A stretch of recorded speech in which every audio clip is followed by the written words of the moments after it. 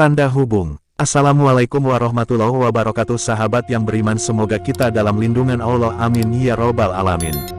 Kisah Kiai Haji Mahrus Werboyo melarang santrinya untuk membunuh PKI. Tonton sampai habis biar tidak salah faham yang akan menimbulkan percekcokan. Dan jika suka dengan video ini, jangan lupa tekan tombol subscribe dan like dan share dan bunyikan loncengnya biar tidak ketinggalan kisah dan sejarah yang bermanfaat dari Kodi Channel. Selamat menonton, semoga bermanfaat, amin.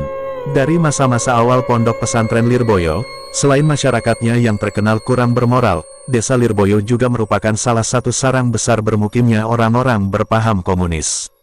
Maka tidak heran bila dalam perjalanannya, Kiai Lirboyo dan para santri seringkali mengalami gangguan-gangguan dari masyarakat sekitarnya. Dengan alasan itu pula Kiai Soleh Banjar Melati, mertua dari Mbah Abdul Karim, memerintahkan putranya, Kiai Yakub, untuk menemani sang kakak ipar berdakwah di desa Lirboyo. Sudah masyhur pada masanya, bahwa PKI terkenal dengan kebrutalannya kepada para kiai dan orang-orang yang tidak sepaham dengannya. Tidak terkecuali di desa Lirboyo, gangguan dan cacian terhadap para kiai, santri dan masyarakat sudah tidak terhitung lagi jumlahnya. Kiai Haji Solahuddin Rifai, penasehat Himasal Jombang, menuturkan bahwa dulu sewaktu masih menjadi santri, pernah saat menghafalkan pelajaran di perkebunan pondok, beliau didatangi orang desa lalu diolok-olok dan dicaci maki habis-habisan. Beliau juga menuturkan bahwa pernah suatu ketika mendengar suara tembakan dari dalam Kiai Marzuki. Ternyata, menurut salah satu santri yang menyaksikan langsung, tembakan-tembakan itu dilakukan oleh orang tak dikenal. Menurut penjelasan Kiai Tahir, penembak adalah anggota KKO, semacam prajurit PKI, kepada Kiai Marzuki yang sedang mengaji. Namun untungnya, tidak ada satupun peluru yang menembus beliau. Al-Makfurlah Kiai Haji Tahir Marzuki juga menuturkan dalam buku Pesantren Lirboyo, Sejarah, Fenomena, Peristiwa dan Legenda, suatu kali oknum PKI pernah menjarah sawah milik Zuriyah, sanak Lirboyo, namun pada akhirnya dikembalikan lagi setelah ada perlawanan dari para santri untuk mengambil alih kembali sawah-sawah tersebut. Kiai Haji Abdullah Kafabihi Mahrus, dalam buku yang sama menuturkan bahwa pada tahun 1965, PKI pernah menggali lubang-lubang sumur yang akan digunakan sebagai tempat pembuangan mayat. Sebab mereka berencana akan membunuh kiai-kiai yang ada di Lirboyo, tapi, alhamdulillah, rencana mereka bisa digagalkan sehingga tidak ada kiai dan santri yang terbunuh dalam peristiwa tersebut. Ulah PKI yang bertebaran di desa Lirboyo memang meresahkan warga. Kebrutalan dan kekejaman mereka sudah sampai pada titik merugikan bahkan mengancam nyawa orang lain. Namun yang menarik, sedemikian para gangguan dan teror yang PKI sekitar lancarkan, tidak lantas membuat para kiai dan santri Lirboyo bergerak untuk menumpas mereka.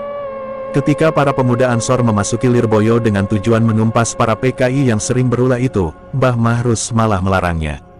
Beliau justru memasrahkan urusan penumpasan PKI di Lirboyo kepada para tentara saja.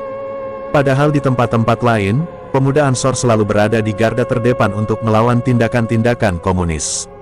Tidak hanya itu, bahkan menurut Al-Makfurlah Kiai Haji Tahir Marzuki, santri-santri yang ketahuan bentrok dengan penganut paham komunis, setelah sampai pondok mereka malah dihukum oleh Mbah Marzuki. Mengapa demikian? Dalam buku Pesantren Lirboyo, Sejarah, Fenomena, Peristiwa dan Legenda, Kiai Haji Abdullah Kafabihi Mahrus menuturkan, memang benar jika pondok Lirboyo itu dikelilingi komplek PKI, tapi orang-orangnya sudah diamanatkan tidak boleh dibunuh meski pada waktu itu banyak dari mereka yang mengganggu para santri. Akan tetapi, PKI diamankan tidak diapa-apakan, oleh para kiai, sebab para kiai di Lirboyo masih mengharapkan keislaman dari putra-putrinya. Di samping itu, hal ini juga sangat berguna dalam menjalin keharmonisan hubungan pondok pesantren dengan masyarakat Lirboyo. Dari ungkapan itulah kita tahu bahwa kiai-kiai NU tidak lantas membunuhi para PKI atau simpatisannya. Kiai-kiai NU di Lirboyo lebih memilih untuk mentaubatkan anak-anaknya, membimbing orang-orang PKI dan anak-anaknya untuk masuk dan menjadi bagian dari umat Islam. Kiai-kiai NU memilih untuk mentaubatkan orang-orang komunis itu daripada mencerca atau menumpasnya. Bila ada kesalahan kami Kodi Channel mohon maaf sebesar-besarnya. Assalamualaikum warahmatullahi wabarakatuh.